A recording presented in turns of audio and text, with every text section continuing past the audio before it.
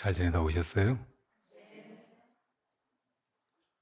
네라는 대답이 그렇게 쉽게 나와요? 어려운 세상살이, 험한 세상,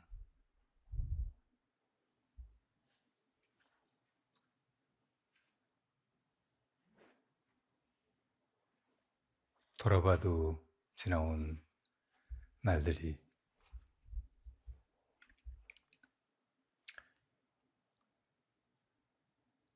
슬픔과 해안뿐 이후 성에 차지 않고 그 앞을 가늠해 봐도 별로 희망을 갖기 어려운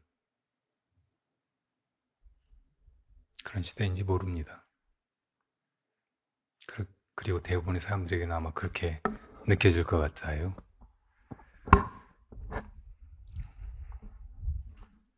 어떤 때는 까닭도 없이 참 우울하고 왜 살아야 하는지, 왜 이렇게 세상이 굴러가는지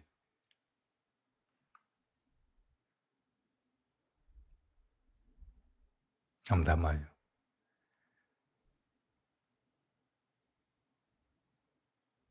네.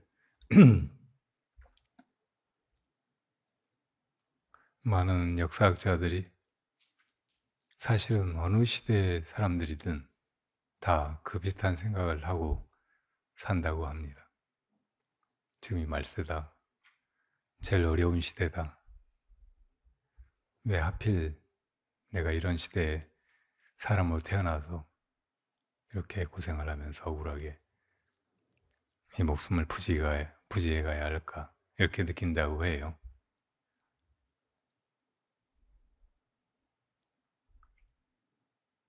사람마다 다 무엇인가를 찾고는 있는데 그걸 어떻게 찾을 수 있을지,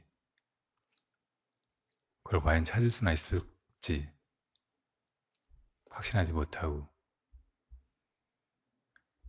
헤매고 있는 거죠. 부처님은 일찍이 우리하고 비슷한 심경으로 이 세계를 바라보고 또 인생의 앞뒤를 가늠해 보시고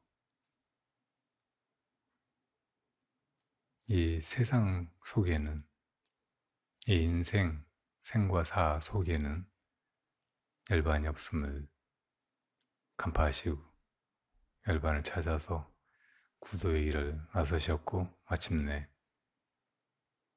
그것을 깨달으셨죠. 그리고 우리들에게 이것이 진리다. 누구든지 다 이것을 회복해야, 되찾아야, 다시 거기로 돌아가야 우리가 정말로 구하고 있는 것, 그걸 열반이라고 하든 대자유, 해탈이라고 하든 행복이라고 하든 영원한 편안함이라고 하든 안심인명이라고 하든 그것을 얻게 된다고 말씀하셨어요. 제일 쉽게는 법구경 같은 데서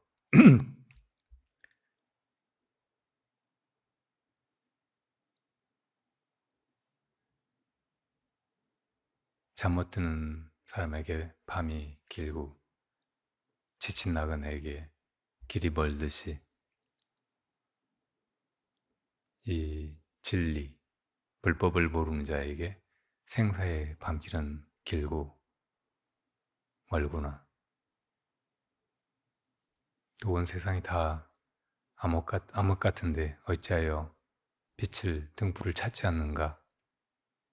이렇게 읊으셨죠.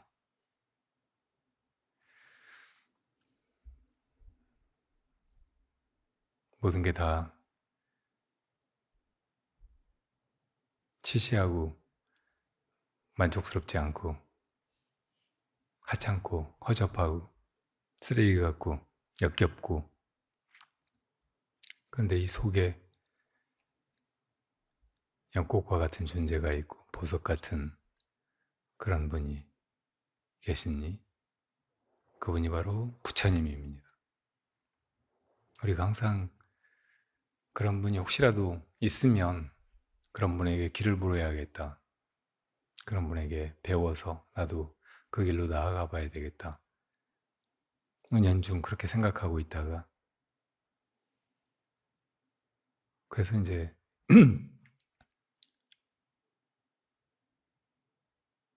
많은 사람들을 저분이 스승인가 하고 믿고 따르고 배우고 가르친 대로 해보고 하죠. 사실은 우리가 생각보다는 아주 좋은 학생으로 이 세상에 태어나요. 맨 처음에 우리를 보살펴주는 사람한테 이렇게 모성을 느끼고 거기에 전적으로 의존하고 그것이 가르쳐주는 대로 하고 또 닮으려고 애쓰면서 그렇게 성장합니다. 모든 동물의 새끼들이 다 그렇고, 어떤 것들은 요즘에 이제 새로운 축산 기술 이런 걸로 엄마도 모르고 태어나잖아요. 닭이나 오리가 기계로 부화해서 알에서 깨나면 엄마가 없잖아요. 그런데 제일 먼저 본 사람, 먹을 걸 주고 이래저래 자기를 돌봐주는 것 같은 그런 존재를 엄마라고 느낀다고 해요. 졸졸졸 따라다니고 죽으나 사나 어떻든 그 엄마한테 모든 것을 걸고 내맡기고 그렇게 나아갑니다. 그러니까 엄마가 실제로 자기를 놔준 사람이든 아니든 어쨌든 그런 존재라고 생각해서 따르는 거고, 그때는 그 엄마가 엄마만이 아니고 스승인 거예요. 우리 인생의 첫 스승. 그것도 좀 크면서는 이제 자기 형이나 동네 나이 많은 선배들이나 를 만나서 거기 의존하면서 많은 걸 배우면서 세상을 보는 눈을 키워가기도 하죠. 그리고 학교 가서는 또 많은 선생님들을 만나서 많은 것들을 배우잖아요. 다 스승이라고 할 수 있어요. 그런데 그 중에 완전한 스승이 없어요. 정말 이 세상에 이 어둠을 뚫고 나가서 빛을 찾은 사람, 그리고 그 등불을 우리에게 건네주고 또 정말 영원히 사라지지 않는 광명의 세계로 데리고 가줄 만한 그런 안내자를 만나기는 참 어렵습니다. 그래서 대부분 다 마음속으로는 정말 그런 스승을 한번 만났으면 좋겠다 하고 평생 여기저기 이 사람 저 사람 둘러보지만 그냥 만나지 못한 채로 살아가요.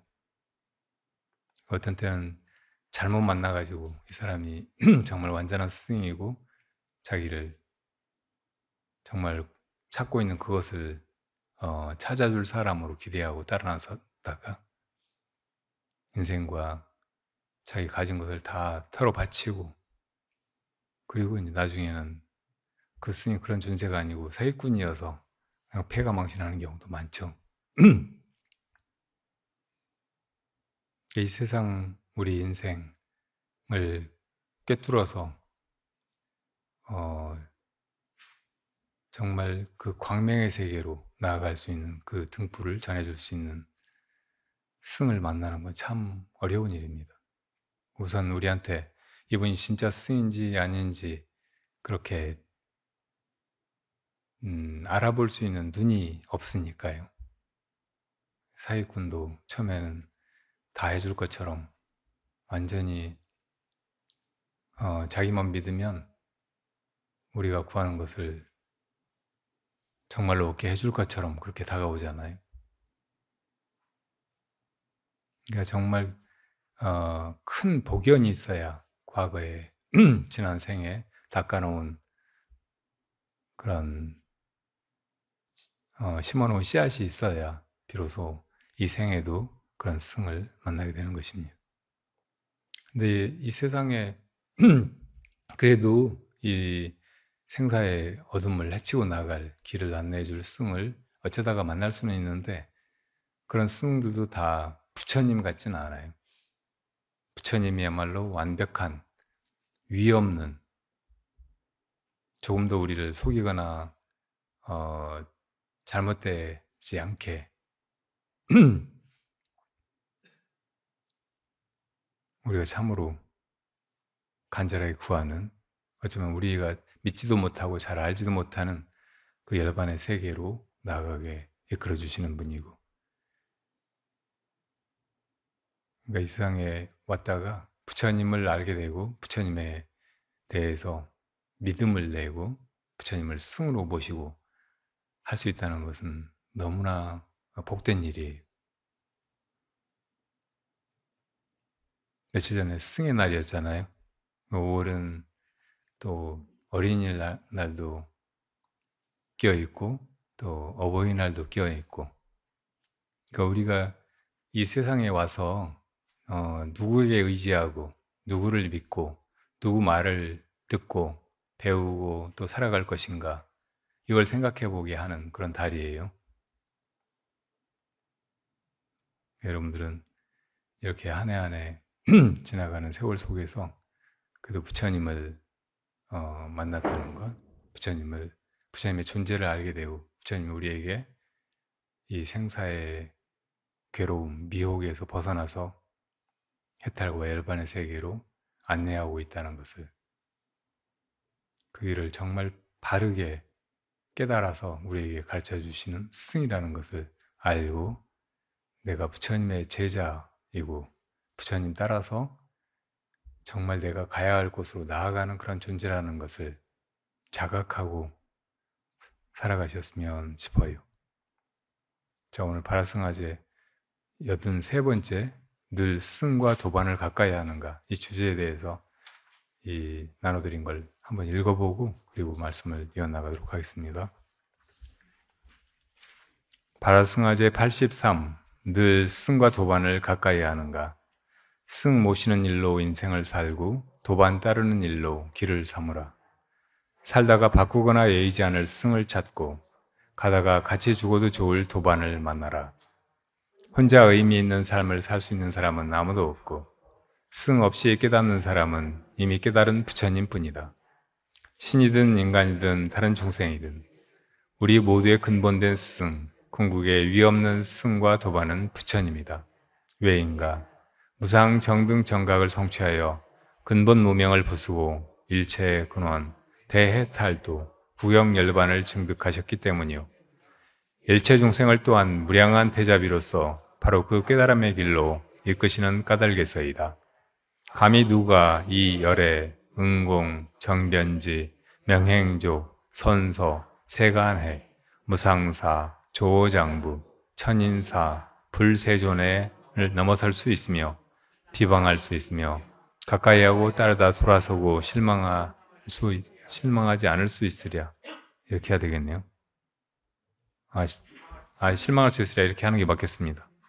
죄송합니다. 자귀, 법귀, 자등명, 법등명.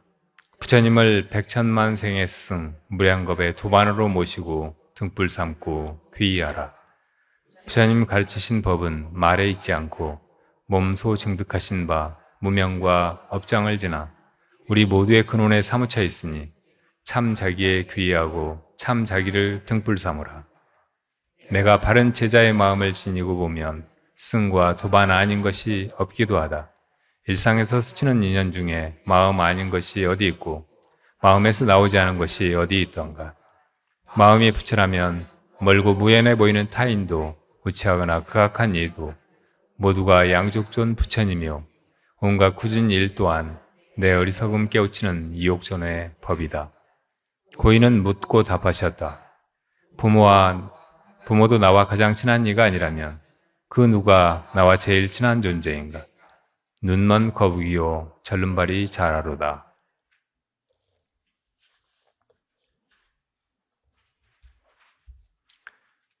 예년에도 그랬는데 이번 승의 날도 제가 많은 분으로부터 스님을 알게 돼서 만나게 돼서 너무나 감사하고 행복하다고 뭐 그런 내용의 연락을 많이 받았어요. 근데 참 뿌듯하다, 좋다 그렇게 느낀 게 아니고 매우 부끄럽고 어, 지나온 시간을, 그리고 내가 사람들에게 불법을 가르치고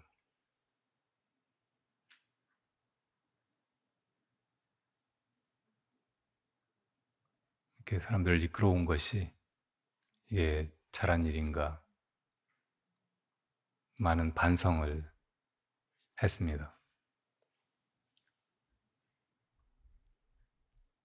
그래서 오늘 여러분들에게 나누어드린 이 글 내용도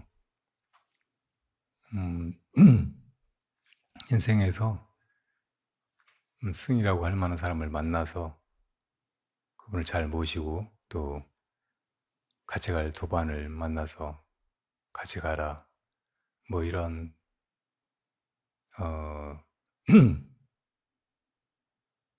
어찌 보면 참 일상적인 뻔한 그런 얘기를 할 수도 있었을 텐데,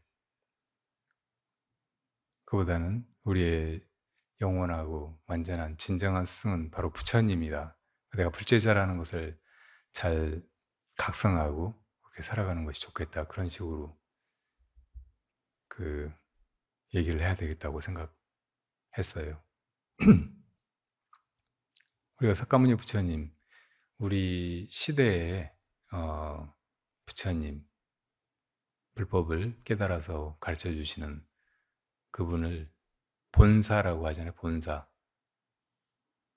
살면서 다른 많은 분들을 스승으로 모시기도 하고, 또 이 불법을 배우는 과정에서도 나에게 그 수행을 가르쳐 주시는 분을 분명히 스승으로 모시고 있기도 하죠. 그런데 많은 경우에 그 스승들에 대한 믿음이 도중에 흔들리거나 나중에는 스승의 어떤 행위나 태도 이런 걸 보고 실망해서 저 스승은 완전한 분이 아니로구나, 이 스승과의 인연은 여기까지인가 보다 하고 돌아서게도 되니까요. 그런 일이 많이 있어요. 이 스승은 저 티베트 불교에서는 사보 중에 하나라고 합니다. 그러니까 불법승을 삼보라고 하잖아요. 이 참 추악한 세상에 그래도 보배가 숨어 있는데, 진짜 보배는 금이나 은이나 보석이 아니고 부처님이 깨달아서 우리에게 가르쳐 주시는 법과, 그리고 부처님을 따라서 함께 가는 도반들의 무리, 승보라는 거예요. 이것만이 세상에서 진짜로 보배로운 것이에요.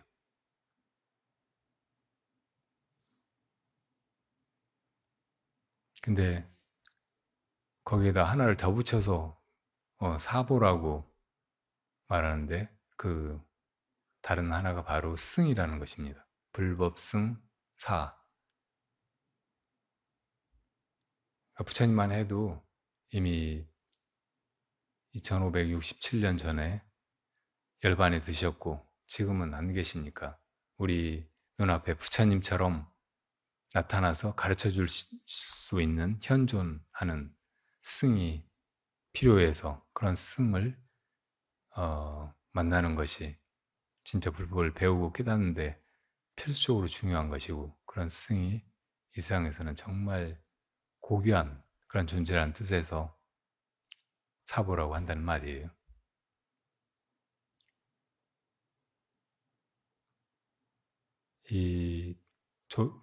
우리 선문에서는 부처님과 똑같은 위치에 조사를 두잖아요. 조사는 부처님의 그 해명을 이은 분. 우리 집안의 족보를 들춰보면 아버지, 할아버지, 증조할아버지, 고조할아버지 쭉 올라가서 시조에게까지 이르잖아요. 부처님이 그 시조 같은 존재, 불교를 처음 깨달아서 가르치신 분이라면 그 부처님의 깨달음의 족보를 이어서 같은 깨달음을 이루어 가지고 가르치는 분, 이분들을 조사라고 해요. 그래서 불조라는 말은 부처님과 조사를 함께 이루는 말이에요. 그 조사를 부처님과 동격으로 두고 그분을 통해서 그분에 대한 완전한 믿음과 괴의를 통해서 우리가 수행을 제대로 해나갈 수가 있고, 잘못되거나 중도에 포기하지 않고 약속하신 대로 그 궁극의 목적지 부처님과 같은 깨달음에 이를 수 있으니까 그 조사를 정말 귀하게 중하게 생각하고 조사에 완전히 귀의해서 그 흔들리지 않는 믿음으로 나아가야 된다고 가르치고 있어요. 그러니까 만약에 그런 분이 주위에 계시다면 그런 분에게 부처님에게 바칠 법한 그런 믿음과 귀의심을 내도 돼요. 그럴 수 있다면 정말로 복된 일이고, 또 거의 이 수행을 이루는 것을 보장받는 거나 다름없어요. 부처님께서 그러셨잖아요. 도반을 만나는 일이, 좋은 도반을 얻는 일이 수행의 반은 이루는 것 같다고 아난존자가 부처님에게 말씀드린 적이 있었는데, 그때 부처님이 네 말이 틀렸다 그러시고, 너무 내가 지나치게 얘기했나 싶어서 아난존자가 말없이 있으니까, 수행의 반을 이루는 게 아니고 좋은 도반을 만나는 것은 수행의 전부를 이루는 일이다, 이렇게 말씀하셨잖아요. 그리고 그때 도반은 그냥 같은 처지에서 아직 길을 모르는 상태에서 그냥 같이 가는 사람을 이야기하는 게 아니고, 이미 목적지에 가보고 와서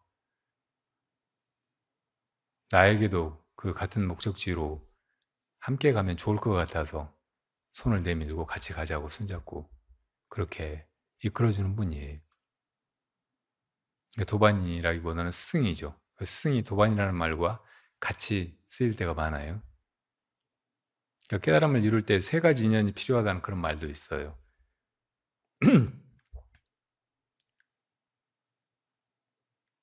좋은 수행처. 누구든지 깨달음을 이룰 때 어떤 곳에서 깨달음을 이루거든요. 다 사실은 이제 그곳을 찾고 있고, 그렇게 이제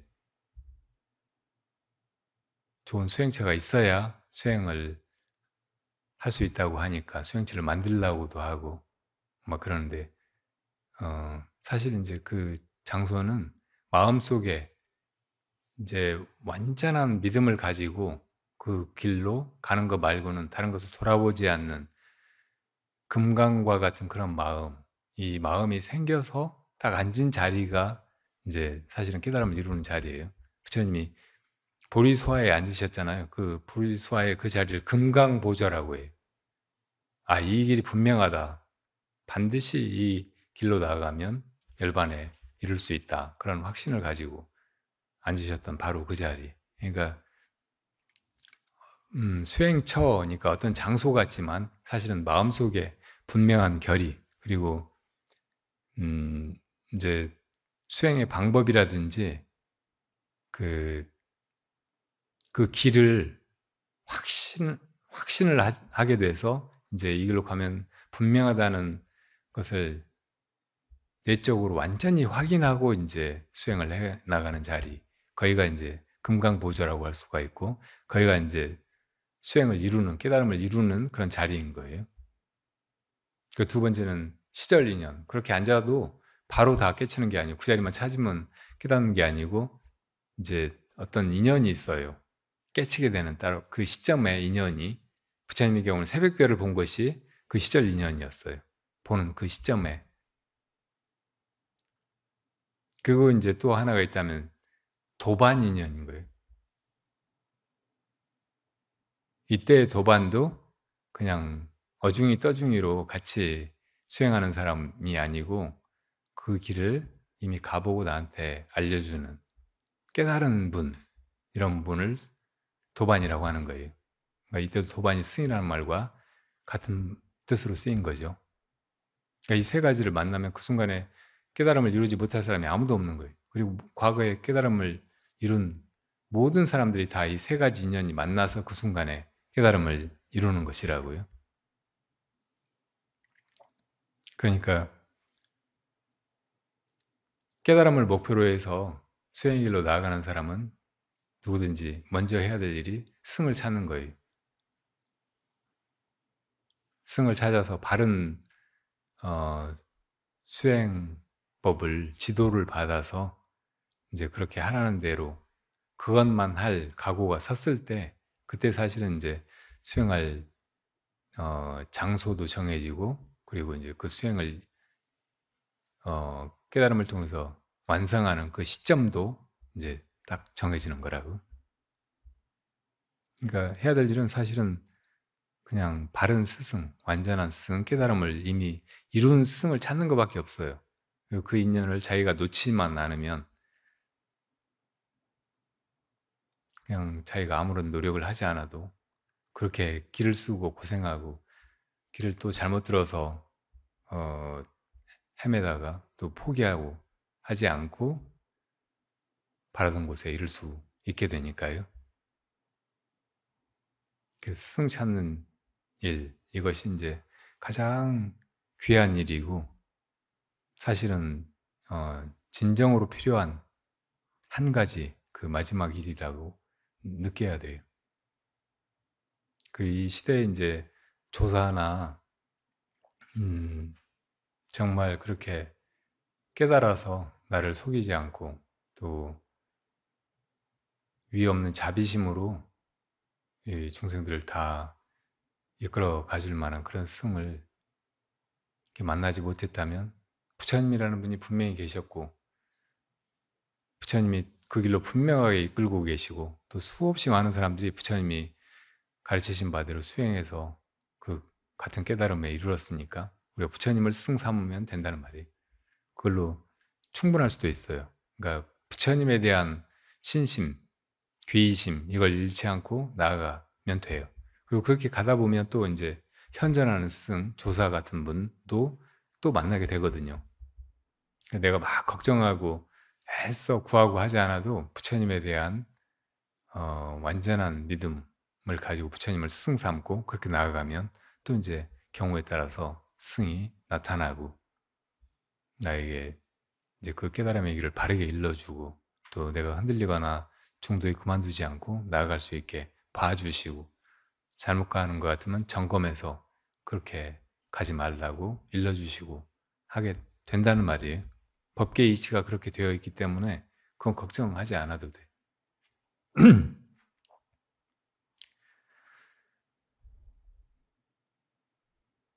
우리 세상에서 살아가면서 정말 많은 것들을 구하고 정말 많은 사람들을 만나고 정말 많은 일들을 겪고 한데 이 중에서 이제 제일 그 귀한 일은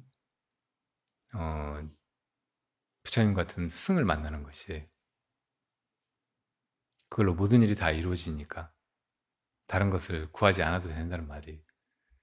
그 세상에 뭐 이런저런 일을 겪으면서 그걸 어떻게 할까 막 따로 고민하지 않아도 돼요.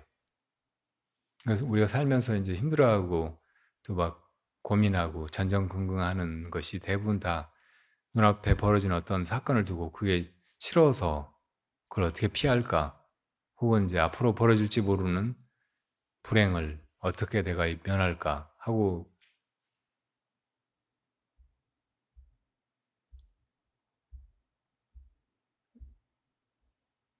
그걸 이제 힘들어하는 거잖아요. 근데 그 모든 일이 다 어, 부처님 같은 스승 한 분 만나는 거 이런 걸로 다 해결돼 버리니까 그런 문제를 따로 어떻게 하려고 하지 말고 이 부처님에게 귀의하고 부처님을 스승 삼고 그렇게 나아가면 된다는 말이에요. 아까 도반 얘기를 했는데 도반이 부처님과 같은 그런 스승과 같은 말이라고도 했는데 보통 우리가 이제 일상적으로 쓰는 말로는 도반이 길을 같이 가는 사람, 그러니까 이 불도를 구하는 그런 수행의 길에서 같이 서로 돕기도 하고 탁마도 하고 의지하면서 나아갈 수 있는 친구 같은 사람을 이야기하잖아요. 그런데 도바는 그런 어중이 떠중이를 말하는 건 아니에요. 어중이 떠중이라는 말도 어간의 중, 떠도는 중 그런 뜻이에요. 그러니까 선방이나 대중이 많은 큰 절에 가면은 이제 방장스님이나 조실스님, 주지스님 이런 분들이 앉는 자리가 있어요. 거기를 어간이라고 해요. 그 어자는 임금님, 한 나라의 그 조정의 제일 중심에 있는 왕 이런 걸 이야기하는 글자거든요. 그러니까 그분은 움직이지 않죠. 중심에서 언제나 그대로 계시는 분이에요. 청산과 같은 분이에요. 근데 이제 다른 사람들은 다 그분들에게 와서 배우는 사람들이에요. 그러니까 딴 데서 흘러온 사람들, 그리고 또 때 되면은 떠나간다고. 더 좋은 스승이나 다른 스승을 찾아서 갈 수도 있는 사람들이에요. 그런 사람들은 한 곳에 머물지 않고 언제나 도를 구하면서 여기저기로 자유롭게 다니기 때문에 운수 행각을 하기 때문에 그런 사람들은 배군에 비유해요. 배군. 대중이 앉는 자리하고 앉는 방에 보면 한쪽엔 청산, 한쪽에는 배군 이렇게 붙어 있어요. 그러니까 청산 쪽에 앉는 분들이 어중이에요. 그리고 배군처럼 떠돌아다니면서 도를 구하는 사람들은 떠중이, 떠도는 중. 근데 이제 이 말이 이중 저중 뭐 이런 중 저런 중 다 싸잡아가지고 부르게 돼버렸어요. 어중이 떠중이 하면 요즘에 이런 놈 저런 놈. 그리고 이제 조선시대에 스님들을 비하하고 불교를 억압하면서 의도적으로 그 말들을 그렇게 막 양반들이 유생들이 쓰면서 그런 말의 의미가 이제 달라진 거죠. 그러니까 도반은 그런 어중이 떠중이를 이야기하는 게 아니고 부처님 같은 분, 조사 같은 분을 이야기하는 거라고요.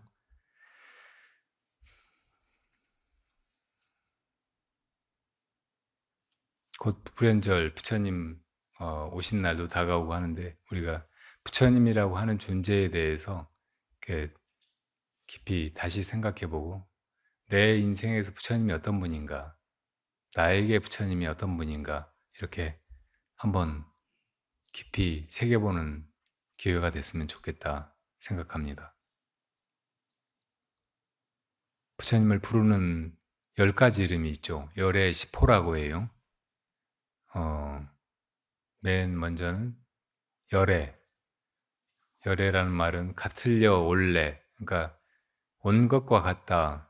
이게 무슨 말이냐면 지금 부처님 안 계시잖아요. 안 계시는데도 지금 와 계신 것과 같은 그런 분. 또 이 세상에 오셔가지고 우리하고 지금 같이 계시다고 해도 사실은 온 바가 없어서 이미 다른 곳으로 열반의 세계로 가버리신 것과 같은 분, 그런 뜻이에요.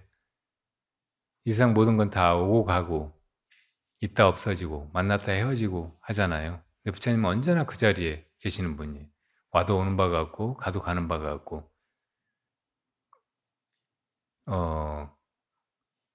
이걸 여여라고도 말해요. 열의 여거, 범어로는 타타 같아. 왔을 때도 사실은 안 온 것과 같고 가셨을 때도 사실은 안 가신 것과 같은 거예요.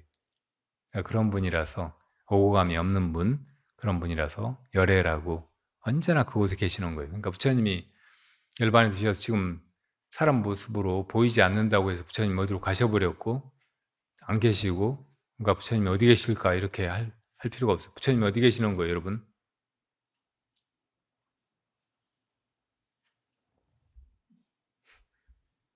여러분들 이렇게 봐. 진짜 부처님은 저 손가락 끝에 어디 있는 게 아니고 이렇게 하는 놈이 있잖아요. 여러분 안에 무엇인가 이렇게 했잖아요. 그것이 부처님인 거예요. 부처님이 그것을 깨달으신 거고 진짜 부처님의 존재가 바로 그 자리에 있는 거라고. 그 자리에 있다가 어떤 때는 우리가 이렇게 사람 모습을 하고 태어나듯이 부처님도 똑같이 저 30 이상 80종호를 가진 그런 인간의 형상으로 이 세상에 오시기도 하는 거예요. 근데 오셨다고 해도 부처님의 그 마음자리, 그건 오고 가는 것이 아니야. 나타나고 사라지는 것이 아니란 말이에요. 그러니까 언제나 그대로 있어. 근데 그것이 중생을 제도하기 위해서 이 깨달음의 길을, 깨달음을 통해서만 이 생사의 무지와 괴로움에서 벗어난다는 것을 알려주시기 위해서 이 세상에 오신 거예요. 우리가 보기에는 부처님이 태어나신 거예요. 그래서 그날을 이제 불연절이라고 기념하고 하잖아요. 근데 부처님의 심경에서 보면 전혀 움직인 바가 없어요. 오지도 않았다고.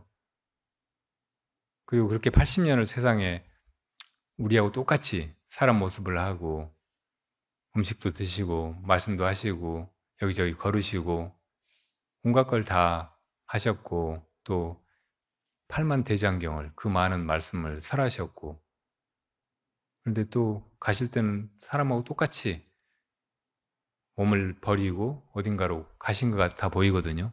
근데 부처님 심경에서는 전혀 어디로 가는 것이 아니에요. 죽은 것도 아니에요. 원래 있던 그 열반의 자리, 그건 그대로 있는 거라고. 그러니까 굳이 어디로 돌아갔다고 하면 열반으로 돌아간 거예요. 그대로 있던 그 열반으로. 그래서 그걸 열반에 들었다, 입적했다 이렇게 말하는 거예요. 그렇지만 부처님의 심경에서는 오고 감도 또 어디로 가고 여기로 오고 막 하는 것이 전혀 없다는 말이에요. 생겨나고 사라지는 것이 없어요. 그래서 그거를 열의 여거라고 한다는 거죠. 두 번째는 응공, 공양을 받을 만한 분, 그런 뜻이에요. 공양을 받을 만한 자격이 있는 분, 그만한 복덕을 갖추신 분. 우리가 이 세상에 태어나면 엄마가 젖 먹여주고 또 좀 자라면은 먹을 거 이것저것 갖다가 요리해서 먹여주시고 아버지는 또 열심히 여기저기서 뭘 벌어다가 먹고 살게 해주고 그러잖아요. 우리 뭐 맨손으로 천둥벌거숭이로 태어나가지고 어머니 아버지가 그렇게 돌봐주고 먹여주고 살게 해줘서 사는 거지 우리가 사실은 그런 걸 요구할 자격은 없어요. 그죠? 그러니까 은혜를 입고 빚지고서 그렇게 이제 살아난 거라고. 또 살면서 자기가 이제 일하고 벌어서 먹고 산다고 생각할지 모르지만 사실은 수많은 타인들이 이 세상에 같이 있고 같이 일하고 같이 얽혀서 같이 의존하고 같이 돕고 하면서 살아가는 거지 자기 혼자 살 수 있는 사람이 어디가 있어요. 그리고 이 세상에 인간만 있는 게 아니고 수많은 다른 생명들이 있고 또 대자연이 있고 그러니까 그것들이 언제 우리들한테 우리들을 위해서 태어났다고 말한 적 있어요?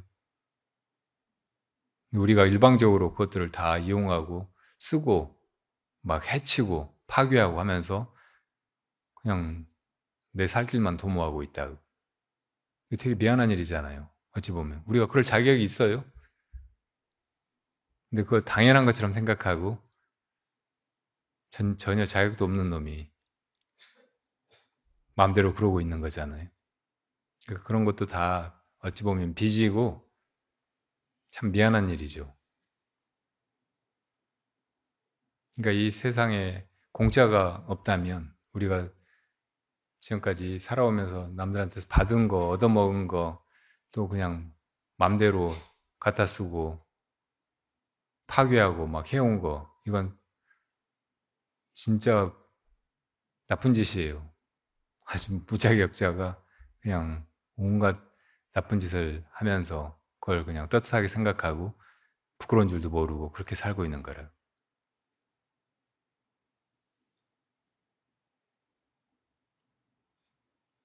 그러니까 우리가 다른 사람이 뭘 해준다고 해서, 뭘 준다고 해서 그냥 덥석 받고 뭐 당연하다는 듯이 뭐 내놓으라고 하고 할 그럴 이유가 하나도 없어요. 근데 실제로는 그렇게 살잖아요. 엄마가 뭐 해주면 당연하게 그걸 받아들이고, 밥 안 주면 엄마 왜 밥 안 줘? 엄마 맞아? 막 하면서 따지고.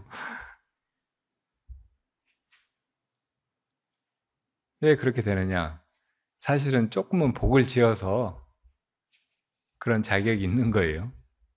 과거에 내가 그래도 엄마한테 뭔가 하는 게 해놓은 게 있어서, 그 이 생에 또 내가 엄마의 아들로 딸로 태어나 가지고 뭐 재롱도 떨고 잘 크면서 엄마한테 보람도 느끼게 하고 마음으로 참 편안하고 행복하고 그렇게 만들어 드리는 게 또 있거든요.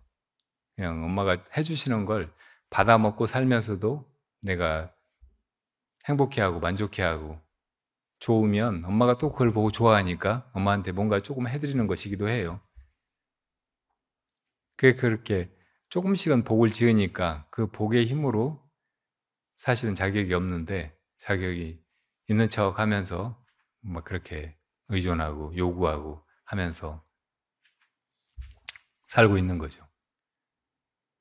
근데 다 복이 조금 부족해. 그래서 끝까지 다른 사람한테 요구하고 또 요구하지 않아도 다른 사람들이 나한테 내가 살아갈 수 있게 이것저것을 돌봐주고 공양하고 그렇게 할 만한 이 복덕을 갖춘 사람은 참 드물어요. 완전하게 그걸 갖춘 사람을 은공이라고 한다고요. 공양받을 만한 분. 아라한을 이야기해요. 부처님은 그런 분이에요. 가장 대표적으로 그런 분이죠. 그리고 부처님이 5 비구를 처음 이 법을 설하셔가지고 그 사람들이 이 생사에서 벗어난 것을 보시고 여기 6명의 아라한이 있다 이렇게 말씀하셨잖아요. 부처님 포함해서 5명의 비구들이 다 아라한이 됐다고 인정하신 거라고. 이제부터는 어디 가서 뭘 얻어먹어도 그게 빚이 되는 게 아니고 오히려 중생을 제도하는 일, 중생에게 복을 짓게 하는 일, 복의 씨앗을 뿌리게 하는 일이 되는 거예요. 그러니까 우리도 이제 그렇게 돼야 된다고. 이렇게 얻어먹고만 살고 계속 좀 비겁하게 떳떳하지 않게 이렇게 거지 행세를 하고 살 게 아니고, 그것도 이제 부처님을 본받아서 그렇게 살아야 되는 거예요. 그러니까 먹고 살기 위해서 다 이 고생들을 하고 싫은 일도 해야 되고 남 밑에서 시키는 종처럼 일하고 그렇게 살잖아요. 이게 다 은공이 되지 못해서, 공양받을 만한 사람이 되지 못해서 이렇게 천한 삶을 살고 있는 거예요. 그러니까 당당해지려면 부처님과 같이 깨달음을 이루어가지고 아라한이 은공이 돼야 된다고요. 그 수밖에 없어. 원래 법계가 그렇기 때문에 어떤 사람이 부자가 되고 어떤 사람이 가난하게 되고 어떤 사람은 뼈 빠지게 일하는데도 가난을 면할 수가 없고 어떤 사람은 뭐 일도 안 하는데 그냥 평생 먹고 써도 남을 만큼 재산이 있고 써도 다함이 없고. 왜 그러겠어요? 인과의 법이 원래 그러하기 때문에. 그래도 그 사람들이 그만한 복을 과거에 지어놓아서 그런지 모른다고. 그리고 만약에 지어놓은 것도 없는데 지금 막 그렇게 누리고 산다 그러면 이건 다 어마어마한 빚이 돼가지고 훗날에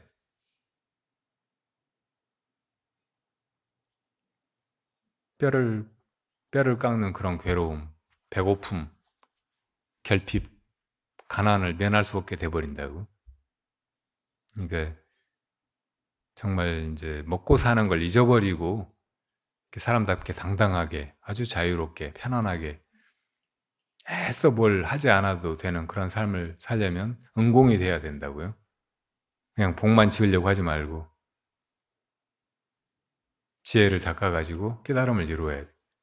근데 또 이제 은공이, 그러니까 자기가 생사에서 벗어나 아라한이 되는 것이 다가 아니라면, 다른 사람들을 제도하고 함께 나아가려면 더 큰 복을 지어야 돼. 나만을 위해서가 아니고 일체동성을 제도하는 부처님이 되려면 그 복덕까지를 같이 완전하게 닦아서 구족해야 한다고. 그 부처님을 양족존이라고 하잖아요.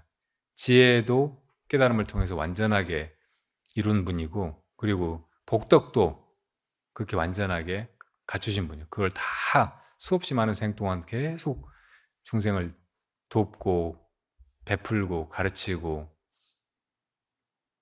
괴로움에서 벗어나게 도와주고 이렇게 하면서 복덕을 쌓아서 그 두 가지가 완전해졌기 때문에 양족존 그렇게 말하는 거라고. 지혜와 자비 혹은 지혜와 복덕이 다 갖추어졌다고. 또 부처님을 다른 말로 정변지, 명행족, 선서, 세간의, 무상사, 조장부, 천인사, 불세존 이렇게 부르는데, 이것들이 다 부처님이 완전한 승이라는 말이에요. 왜 완전한 승인가? 우리 모두가 다 이루고자 하는 곳에 이미 이르렀기 때문에 그런 거예요. 그래서 그 길을 너무 잘 알고 또 그 길을 우리한테 가르쳐 줄 그런 큰 자비심을 가지신 분이기 때문에. 정변지, 바른 진리를 두루 하나도 막힘없이 다 아신 분, 그런 뜻이죠. 명행족, 이건 명과 행은 눈이 밝아져서 또 그렇게 실천해 갈 수 있는 힘을 다 갖추신 걸 말하는 거예요. 마치 장님하고 안진뱅이하고 두 사람이 있다면, 두 사람이 한 사람은 안 보여서 길을 못 가고 한 사람은 걸을 수가 없어서 길을 못 가고 하잖아요. 그때 이제 두 사람이 함께 잘 가는 방법은 안진뱅이가 눈 안 보이는 사람을 업고, 반대로 눈이 안 보이는 사람이 안진뱅이를 업고 가는 거잖아요. 그러니까 우리가 세상 살아가는데 필요한 거는 눈과 그 능력이에요. 안목과 능력. 근데 이 두 가지를 다 갖춘 분이 부처님이라는 말이에요. 모든 것을 밝히 볼 수 있는 눈을 갖추고 또 원하는 것을 장애 없이 해서 이룰 수 있는 힘을 갖추신 분, 명행족.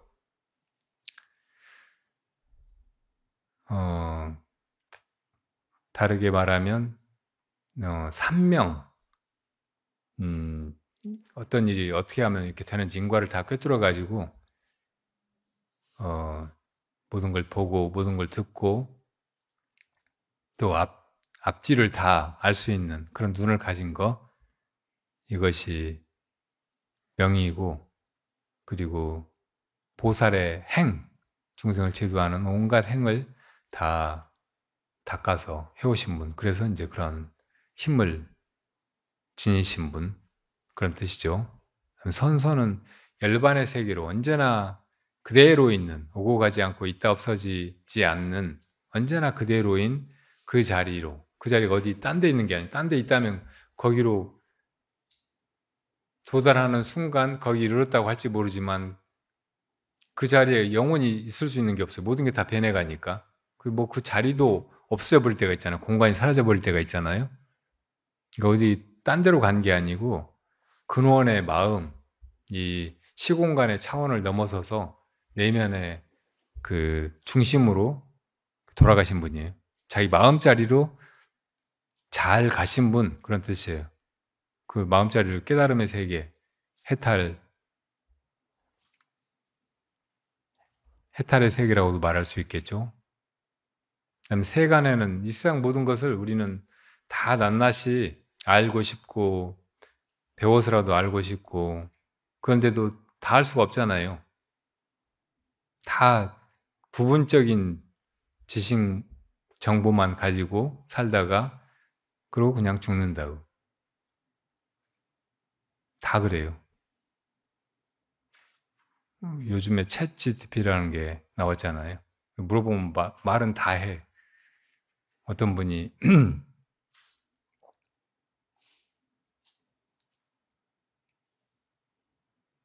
이제 누구한테 그 연락을 하고 지내다가 문자를 보내도 대답이 없고 하니까 혼자 고민하다가 문자를 보내도 상대방이 대답하지 않는 이유가 무엇인지 챗GPT한테 물어봤더니 열 몇 가지를 쭉 나열을 했더라고요. 그래도 포기하지 못하고 계속 연락을 하게 되는 이유를 물어보니까 그것도 쭉 한 페이지를 다 얘기를 했어요. 그런 상황에서 어떻게 해야 되는지 물어보니까 또 다 이야기하고, 그 사람은 챗 GTP를 세간해 부처님으로 이렇게 모셔도 되겠다는 생각이 들었어요. 이제 점점 그런 대화형 로봇 AI 혹은 생성형 AI 이게 이제 무섭게 발전해가지고 거의 그 4차 산업혁명을 주도하게 될 것 같아 보여요. 너무 그게 무서워서 그 챗 GTP를 개발한 제프리 헨턴인가 뭐 하는 사람이 구글에서 사직했다고 하더라고요. 자기가 해놓고도 너무 무서운 거예요. 이게 나중에 어떻게 쓰일지, 무슨 일을 벌일지, 얼마나 비도덕적인 그런 극악무도한 일을 벌일지 두려워진 거예요. 그리고 일론 머스크도 그런 이제 AI 관계된 기업들 회장한테 제안해서 지금 이 기술을 더 발전시키지 말고 얼마 동안 멈추자고, 6개월이라도 멈추자고 제안을 했다고 하더라고요. 이 AI의 도덕성, 이게 이제 심각하게 문제가 된 거예요.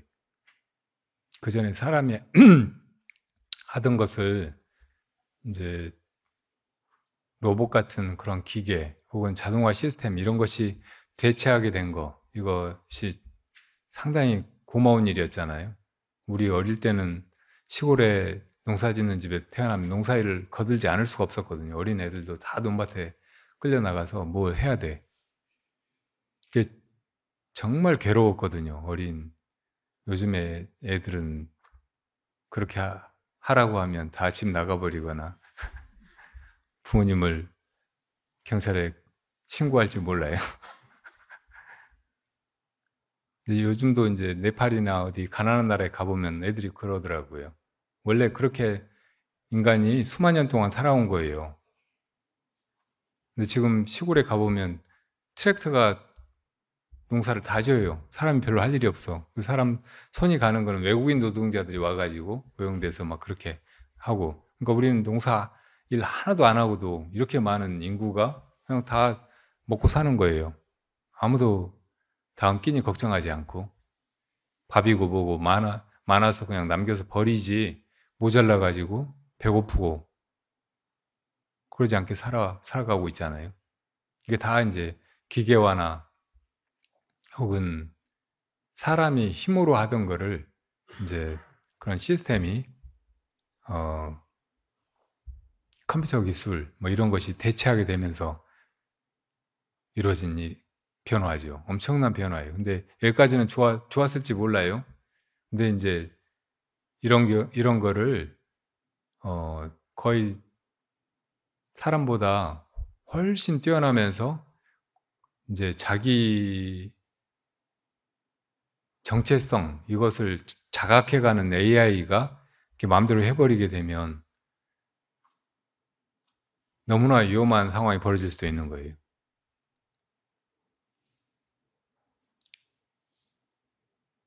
그전에는 이제 사람이 그렇게 입력해 놨으니까 입력해둔 프로그램대로만 뭐 시스템이 컴퓨터나 그 로봇이나 AI가 작동을 하잖아요. 근데 이건 지가 막 마음대로 만들어가.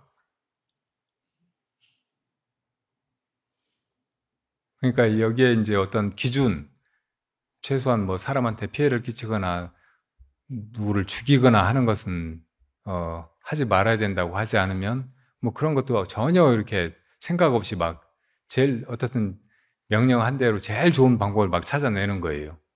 어떤 사람을 죽이려고 하는데 어떻게 하면 좋겠느냐면 그게 되든 안 되든 막 여러 가지로 방법을 이야기를 하는 거예요. 그러니까 그전에는 사람들이 차마 내가 사람이니까 못했던 거, 혹은 머리가 그만큼 안 되니까 찾지 못했던 방법, 막 이런 걸 찾아가지고 막 알려주는 거예요. 그리고 그전에는 이제 사람이 시험을 보거나 뭐 테스트를 거쳐가지고 이 사람은 이거를 잘할 수 있다, 없다, 막 이렇게 하던 거, 이런 것도 이게 나오고 나서는 평가를 할 수가 없게 돼버렸어요. 예를 들어 대학에서 무슨 논술 시험을 친다, 레포트를 쓴다. 그러면 그전에는 이제 막 자기가 써야 되잖아요. 여기 찾아보고 조사하고 연구하고 생각하고 해가지고. 근데 챗GPT가 수백 가지로 막 찾아줘, 그냥. 그래서 그걸 학생들이 레포트로 냈다 그러면 교수가 심사도 못 하는 거예요. 이 사람이 정말 이런 걸 쓸만한 학식이라든지, 그런 자질을 갖췄는지, 안 갖췄는지 평가를 못 해. 학점 이제 못 매기는 거예요. 무슨 시험 봐가지고 공무원이나 누구나 뽑으려고 해도 이게 안 돼, 이제. 더군다나 이제 군사적인 목적으로 막 이런 걸 쓰기 시작하면 어떻게 될지 모르는 거예요. 너무 그러니까 위태로운 그런 국면에 지금 접어들고 있다고. 그리고 무엇보다도 사람들한테 전에 알파고가 나와가지고 이세돌이 번번이 지면서 사람들이 많이 좌절하고 했잖아요. 근데 이제 그 정도 수준이 아니고 현실적으로 어, 인간을 너무 무력하고 참담하고 보잘것없고 그런 존재로 만들어버리고 있다고. 베토벤 교향곡을 9번까지 쓰고 10번 조금 시작을 했다가 이제 베토벤이 죽었대요. 근데 1번부터 9번까지를 학습하게 하고 챗GPT한테 10번을 써보라고 하면 금방 써버리는 거. 몇 초 걸리지도 않아. 그걸 연주해 보니까 너무나 훌륭한 베토벤 곡인 거예요. 그러니까 몇백 년 만에, 몇천 년 만에 한 번 나올까 말까 한 음악의 천재가 이제 필요 없어진 거예요.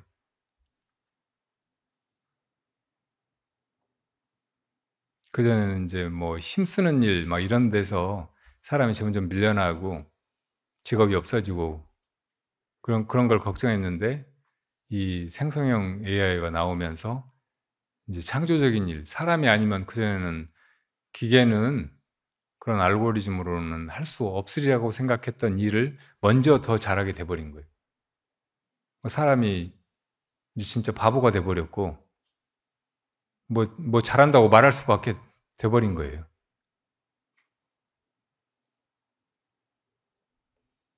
그러니까 인간이 무엇인가 그런 질문 앞에 사람이 던져지고 있다.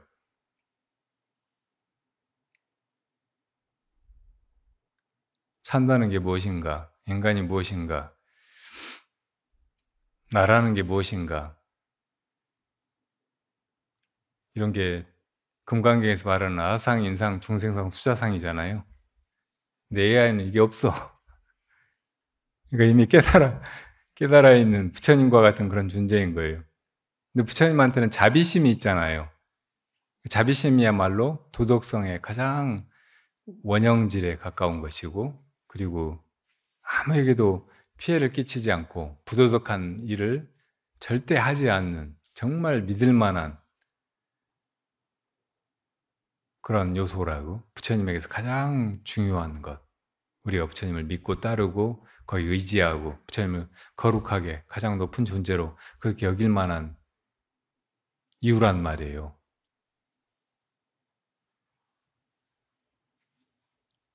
근데 이 자비심 없는, 도덕성이 하나도 없는 챗GPT가 인간보다 훨씬, 그러니까 거의 모든 걸 다 이제 알고 대답하고 알려주고 하는 그런 존재가 돼버렸는데, 이놈이 자비심이 없으니까 무슨 짓을 벌일지 모르게 돼버렸단 말이에요. 그러니까 우리가 챗GPT 따라가는 건 이제 포기해야 되고, 우리가 부처님처럼 되는 길로 빨리 가야 돼. 아상인상 중생은 수양을 버리고 그 길로 가는 것, 이것만 우리가 챗GPT보다 잘할 수가 있어요.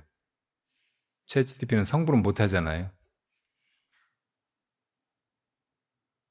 이미 성불했는지 모르지만 어떻든 부처님 같은 자비심이 없으니까 부처님처럼 된 건 아니잖아요. 그러니까 우리가 우리 안에서 먼저 인간이란 무엇인가, 또 이렇게 살아있다는 건 무엇인가, 내가 정말로 언젠가는 죽을 그런 존재인가, 내가 나라고 하는 이게 무엇인가, 이게 하나의 정체성, 개념에 불과하다면 정말로 이렇게 자유의지를 가지고 이렇게도 하고 저렇게도 하고, 실제로 지금까지도 그렇고 지금도 그렇고 이 모든 것을 주체적으로 하고 있는 내면에 그것이 무엇인가, 이 먹고 이걸 해야 된다고요? 이거 빨리 해야 돼.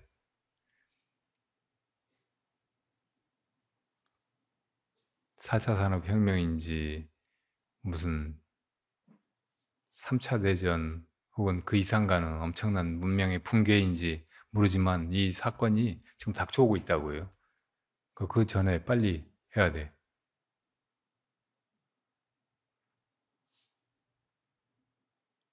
그러니까 이렇게 막 무시무시한 시대에 진짜 우리가 해야 될 일은 부처님께 귀의하는 일이고, 부처님이 정말 우리들에게 가르쳐 보인 우리 안에 참 존재, 이 모든 걸 해가는 바로 이것을 깨닫는 것이라고, 그것을 묻고 나아가는 것.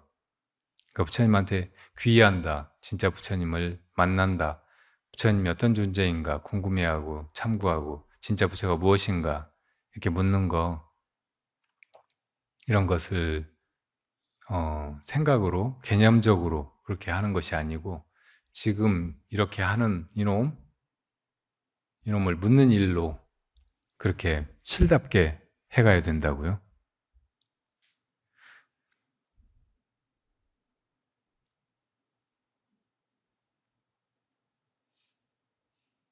그 스님께 귀의하고 스승을 모시고 살고, 또 도반하고 그냥 사귀고 그냥 어중이 떠중이 같이 가고 그러는 게 아니고, 내 뜻이나 내 취향이나 나의 이런 개별적인 성향, 이런 것을 버리고 도반을 따르는 일, 이걸 이제 수순한다고도 하죠. 그렇게 하는 거, 이것이 이제 정말 우리가 해야 될 일인데, 이렇게 스승이나 도반이 남이면 안 돼. 밖에 있으면 안 돼요. 그건 진짜 부처가 아니라고. 진짜 도반이 아니에요. 진짜 우리가 찾아야 될 것은 우리 안에 있다고. 지금도 그것이 작동하고 있어. 그것이 보고, 그것이 듣고, 생각하고, 말하고, 손가락 하나 까딱하는 거, 한 걸음 한 걸음 걸어가는 거, 온갖 복잡한 인간사의 모든 일을 몸으로 해가는 거, 이거 다 그놈의 작용이고 그놈의 일이란 말이에요. 그러니까 그놈을 찾는 일로 부처님을 찾고, 부처님을 거룩하게 여기고 또 모시고 공양 올리고 하듯이, 그놈을 찾는 일로 그 내 안에 진짜 부처를 모시고 거의 귀의하고 그걸 잘 지켜가고 그걸 거룩하게 여기고 하는 일을 해가야 된단 말이에요. 도반을 따르는 것도 내 중생의 걱정, 번뇌, 판단, 분별, 이걸 떠나가지고 그것이 해가는 대로 그렇게 나를 맡기고, 내 방식이나 업이나 취향이나 기질을 그냥 놓아버리듯이 이 일을 복잡하게 하는 게 아니고 도대체 이게 뭔가 이렇게 묻는 거 하나로 다 해가야 된다는 말이에요. 그러니까 진짜 이목고를 하지 않으면 모든 것을 다 잃어버리고 모든 게 다 돌이킬 수 없는 도탄에 빠지게 된 그 절체절명의 순간에 우리가 막 봉착해 있다고. 정신 차려서 이것만 해. 부처님은 마지막에 돌아가시면서 부처님이 세상에 계시지 않으면 우리가 누구에게 의지하고 또 무엇을 등불 삼고 나아가야 됩니까? 이렇게 물었을 때 거의 이제 마지막 유언처럼 자귀, 법귀, 자등명, 법등명이라고 말씀하셨잖아요. 자기 자신한테 귀의하고 자기 안에 있는 그 법에 귀의하고 또 자기를 등불 삼고 자기 안에 그 법을 등불 삼고 나아가라고 하셨다고.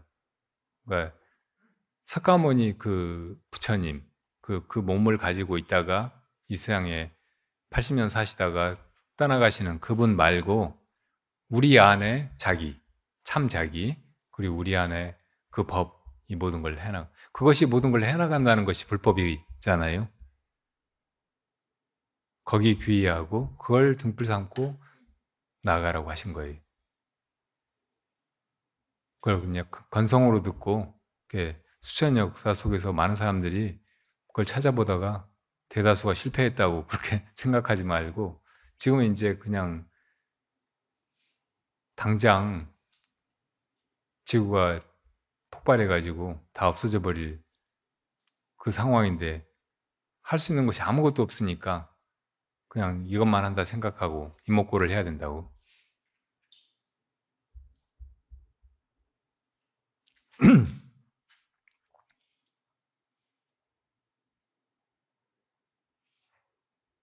조금 마음을 넓히고 보면 이제 부처님이 가르치신 참 부처가 바로 내 마음이고 그리고 그 마음에서 이 모든 것이 나온다고 하셨잖아요. 그리고 우리가 자기를 보아도 결국 이 세상 이렇게 넓고 이 많은 것들이 있고 이 많은 일들이 벌어지고 하는 것들도 다 사실은 자기 마음 안에서 벌어지고 있는 거잖아요.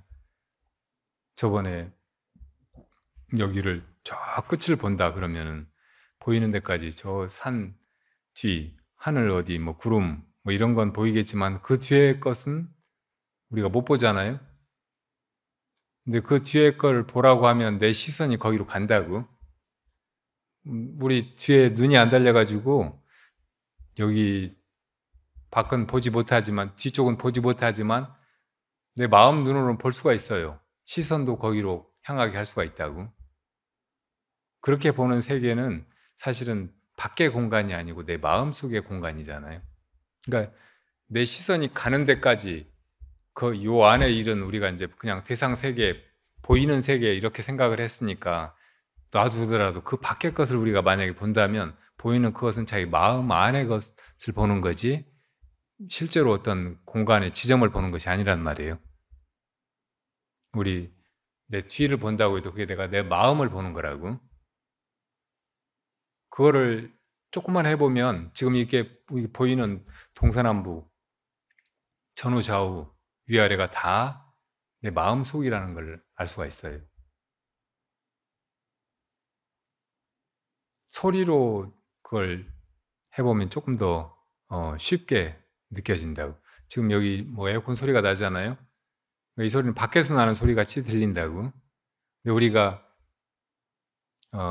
자기 마음속에서 범종이 댕 하고 울리는 소리를 떠올려 보면 그 소리가 나잖아요. 근데 그 범종 소리는 내 마음 안의 소리로 분명히 느껴진다고. 근데 그렇게 내 마음 안의 소리로 그 소리를 많이 듣다 보면 나중에는 이렇게 우리가 밖에서 이 객관적인 세계 속에서 들었던 소리라고 하는 것과 하나도 다르지 않게 느껴져. 이것도 역시 내 마음 안에서 나는 소리고 내 마음이 저 소리를 듣고 있다는 거, 이것을 분명하게 자각할 수가 있다고. 그러니까 이 세계 전체가 다 내 마음인 거예요.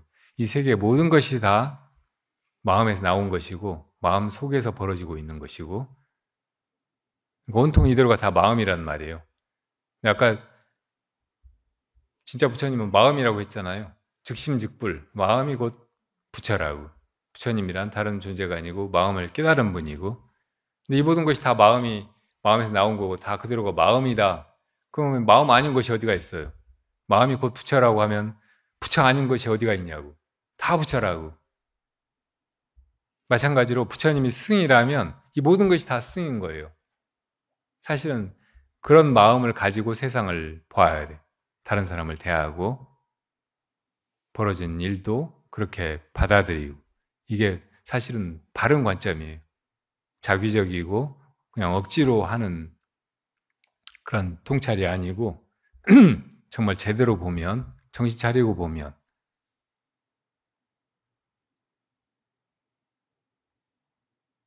그러니까 이 통찰을 놓치지 말아요. 그런 통찰을 가지고 가족이든 아니면 이웃이든 남이든 나쁜 사람이든 악인이든 정말 싫은 사람이든 다 그렇게 볼 수 있어야 된다고. 그 벌어지는 일들도 다 좋다 나쁘다 힘들다 괴롭다 막 이렇게 분별할 것이 아니고, 이게 다 마음에서 벌어지는 일, 마음의 현상이라는 것을 통찰할 수 있으면 그게 그냥 괴롭기만 보이지가 않는다. 마치 재밌는 소설 보면 거기 막 끔찍한 일도 벌어지고 정말 싫은 사람도 나오고 악인도 나오고 막 하잖아요. 그렇지만 그 소설 보고 아, 소설 재밌다, 잘 봤다 하잖아요. 그게 가상의 것들이라는 걸 알고 보니까 그러는 거예요. 진짜가 현실이 아니라고 알고 보니까.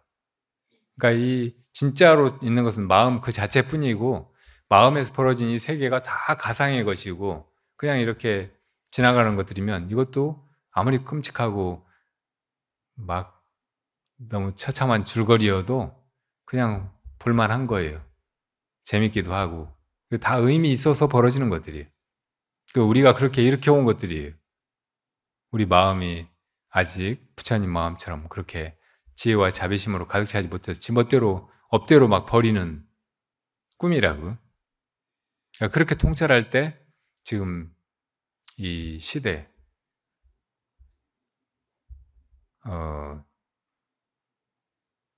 뭐 정치 현실이나 나라의 꼴을 보면 참 말도 하기 싫지만 또 이 시대 4차 산업혁명을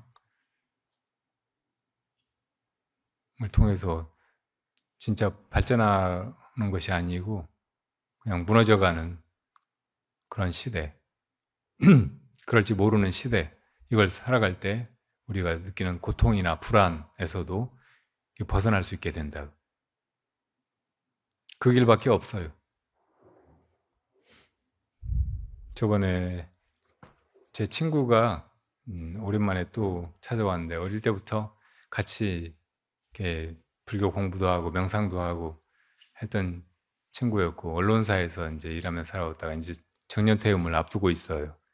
근데 언론사에서 있으면서도 이제 이 언론이 이 사회에서 하는 일, 또 후배 언론인들이 해가는 거, 이걸 보고 너무 참담해하고 힘들어하고 하다가 이제 정년 앞두고 휴식연재 1년을 보내게 됐는데, 그러면서 너무 이제 그냥 뭐 그런 데서 벗어나가지고 홀가분해서 좋긴 한데 그걸 생각만 하면 너무 암담하다는 거예요. 도대체 희망을 가질 수가 없는 처참한 이런 심경을 어떻게 해야 될지 모르겠다고.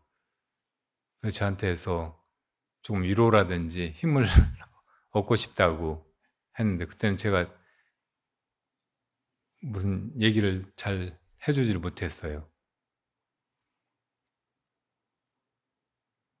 그리고 또 다른 이야기 하다가 이제 요즘에 남자들이 너무 많은 무력증을 느낀다는 거예요. 그러니까 많이 여건이 신장되고 남녀 평등이 이루어져 가고 있고, 그래서 이제 여성들은 많은 해방감을 느끼고 또 능력을 발휘하고 막 이래저래 해가면서 이제 그 친구 표현에 의하면 남자는 완력 말고는 여자보다 뛰어난 것이 아무것도 없는 것 같다고. 맞아요? 여러분도 대부분 여성분들이라서 쉽게 동의할지 모르겠는데, 남자들은 지금 남자들의 심경 안에서는 그렇게 느낄지 모르지만 너무 사실은 억울하고 답답하고 힘 빠지고 그럴지 몰라요.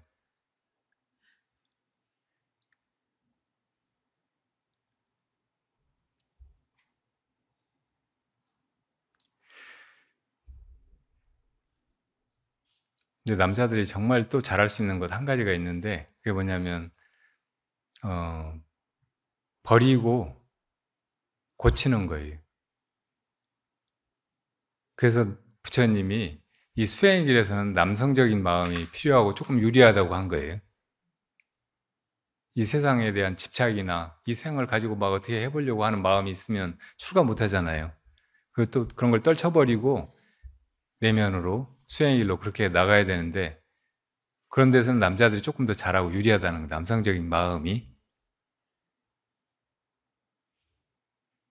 그러니까 남자들이 뭐 고치고 막 하느라고 지금까지 문명을 막 이렇게 개선하고 저렇게 바꾸고 이 기술을 개발하고 또 저렇게 해보고 막 하면서 이렇게 이끌어 온 거예요. 대부분 남자들이 해온 일이잖아요. 근데 이제 막상 뭘 이렇게 뽑으려고 뭐 지적인 능력을 테스트하는 시험 같은 거 보면 여자들이 훨씬 잘해. 그렇게 돼버렸어.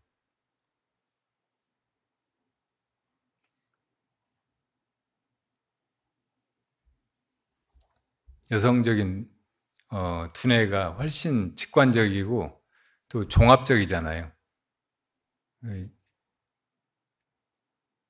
약간 이제 더 미묘하고 복잡하게 작동해요.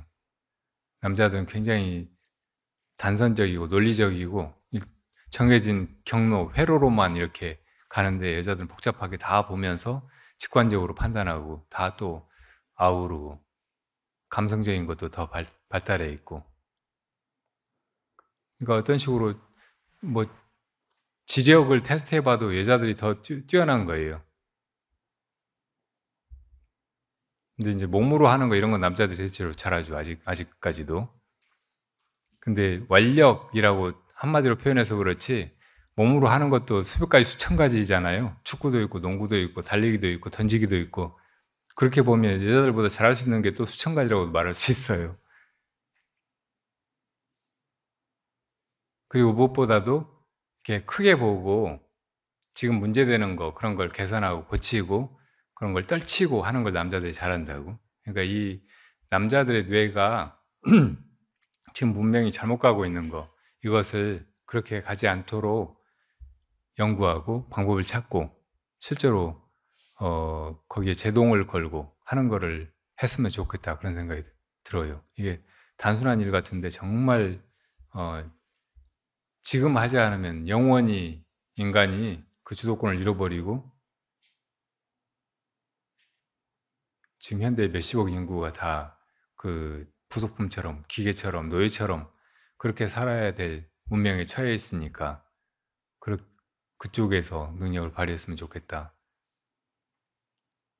그리고 그건 이제 기계에 대한 것뿐만 아니고 우리 인간의 마음씀에 대해서도 계속 우리가 이렇게 이기적이고 경쟁적이고 그렇지 않고 전체를 생각하고 서로 같이 살아가는 그런 쪽으로 마음을 쓰면서 방법을 찾아나가면 좋겠다, 그런 생각이 들었어요. 이런 걸 이제 우리가 쉽게 쓰는 말로 살림이라고 하거든. 살림은 그냥 삶이 아니고 다른 사람도 살리면서 우리 모두를 함께 살게 하는 거예요. 그게 살림이라고. 우리가 많이 쓰는 경제라는 말도 사실은 살림이에요. 한자로는 경영하다 할 때 그 다스리고 이끌고 통제하고 운영하고 조정해가는 그 경자하고, 그 다음에 건널죄자, 그러니까 어려운 처지에 있는 사람을 그 어려움에서 벗어나게 해주는 거예요. 뭐 물품이 필요하면 제공하고 돕고 구제하고 막 하면서 그렇게 해나가는 일이라고. 그러니까 국가 경제 그러면 국가의 살림인 거라고. 뭐 돈 액수가 막 늘어나고 막 이래저래 해가지고 경제가 잘 되는 게 아니고, 사람들이 결핍이라든지 고통을 겪지 않고 살아갈 수 있게 그렇게 살림을 해가는 거예요. 사람들 살려주는 게 경제라고. 보통 살림은 여자들이 하는 거라고 그렇게 해왔잖아요. 남자들 나가서 싸우고 막 뭐 잡아오고 돈 벌어오고, 그러고 이제 그거 가지고 식구들을 실제로 살게 하는 건 여자들이라고.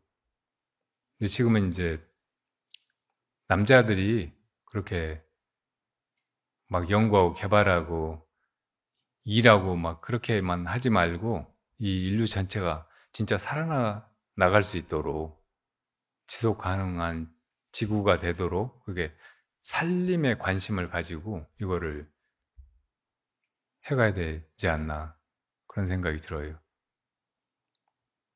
제 친구 혹은 이제 환갑이 돼가지고 정년퇴임을 앞두고 있는, 그래도 열심히 살아오고 이 세상이 더 좋은 우리의 삶의 터전이 되기를 바라고 그렇게 애써 일해온 그런 사람들이 지금 이제 좌절하고 무력감 느끼고, 미래 세대들한테도 혹은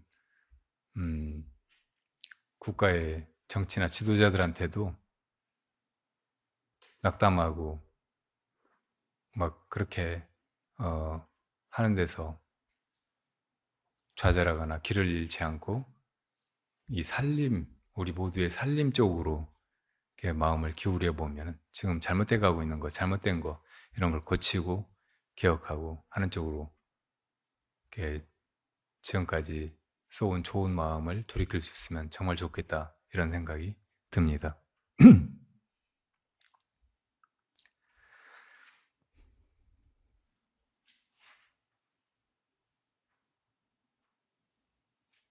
맨 마지막에 부모도 나와 가장 친한 이가 아니라면 그 누가 나와 제일 친한 존재인가? 눈먼 거북이요 절름발이 자라로다.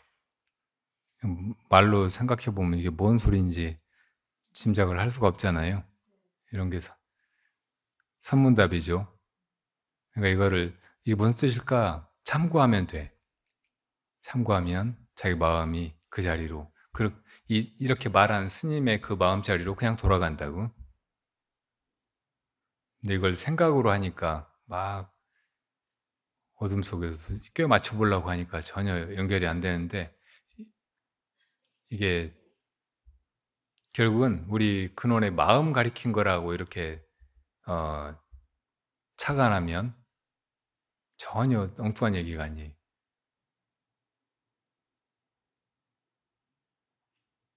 이 공안을 지금 참고하는 사람도 있을 텐데, 그렇지 않은 사람이라도 언젠간 이렇게 말한 뜻에 탁 개합해서 탐복하고 너무나 행복해하고 순간순간이 다 내 삶이 되고 내 존재가 되고 내 세상이 되고, 그렇게 될 날이 모두에게 빨리 오기를 바랍니다.